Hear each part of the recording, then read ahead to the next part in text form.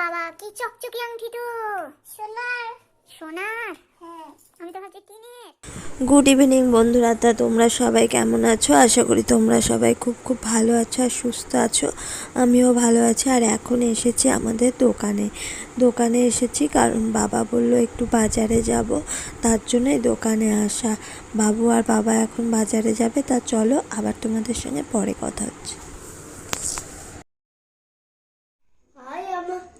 High high বন্ধুরা, এখন আমরা আমার দাদু বাজারে গেছে না, বাজার থেকে এসে বহুত জিনিসপত্র এনেছে। জিনিসগুলো দেখো, তোমাদের ভালো লাগছে লাইক করবা। প্রথমে দেখে নাও, এই দেখো এইসব জিনিস ভালো হয়েছে না?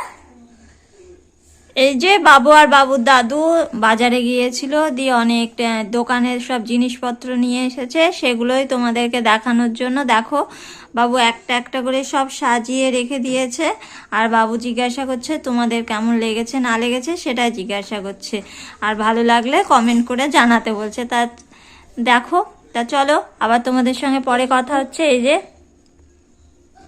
আমাকে একটা পুতুল আংটি দিয়েছিল, ওটা বড় ছোট হয়েছিল, যার জন্য আমার দাদু বাজার থেকে এই আংটিটা কিনে আনলো আর বড় করতে দিয়েছিল। এখন আমার দাদু নিয়ে আসতো আংটিটা, বাজার আমাদের মান প্যান্ট থেকে নিয়ে আসতো। কি শক্ত গো, এই তো চুকি আংটি, এই তো ওরে বাবা কি চকচকে আংটি তো, সোনার। সোনার। হ্যাঁ আমি তো ভাবছি টিনের। সোনার, এটা চকচকি করছে।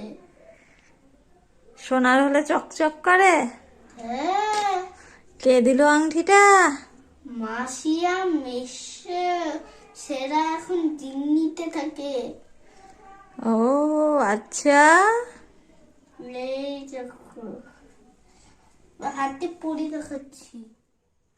এই যে বাবুর হাত দেখে বুঝতে পারছো আংটি, এই আংটিটা বাবুর মাসি দিল বাবুকে। এর আগে গড়িয়েছিল, সেটা ছোট হয়েছিল, সেই জন্য পাল্টে আবার বড়টা নিয়ে আসা হলো।